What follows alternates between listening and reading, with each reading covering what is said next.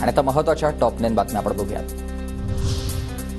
गणपतीसाठी कोकणात जाणाऱ्या चाकरमान्यांना मोठा दिलासा। गणेशोत्सवात कोकणात जाणाऱ्या वाहनांसाठी सरकारकडून टोल माफीची घोषणा। 5 सप्टेंबर ते 19 सप्टेंबर दरम्यान टोल माफी।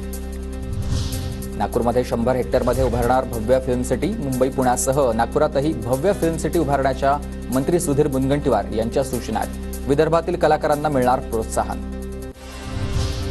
मुंबई गोवा महामार्गावरील कशेडीतील बोगद्याची दुसरी लेन आजपासून वाहतुकीसाठी खुली होणार। 2 स्वतंत्र लेन सुरू होत असल्यामुळे या मार्गावरून प्रवास करणं सोयीचं होणार।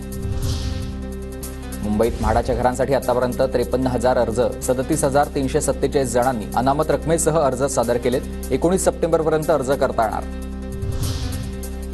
मराठवाड्यात दिवसाला आता 2 शेतकऱ्यांच्या आत्महत्या सरकारी आकडेवारी समोर। मराठवाड्यामध्ये वर्षभरात 430 शेतकऱ्यांच्या आत्महत्या।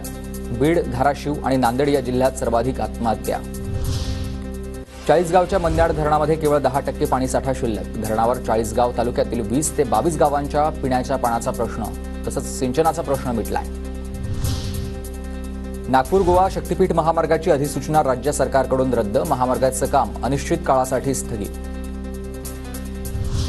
नागपुरातील डेंग्यू चिकनगुनिया आजारांच्या नियंत्रणासाठी आता मनपा काय उपाययोजना करते? मुंबई उच्च न्यायालयाच्या नागपूर खंडपीठाची महानगरपालिकेला विचारणा। नागपूर महानगरपालिकेला आता 9 सप्टेंबरपर्यंत उत्तर सादर करण्याचे निर्देश देण्यात आले।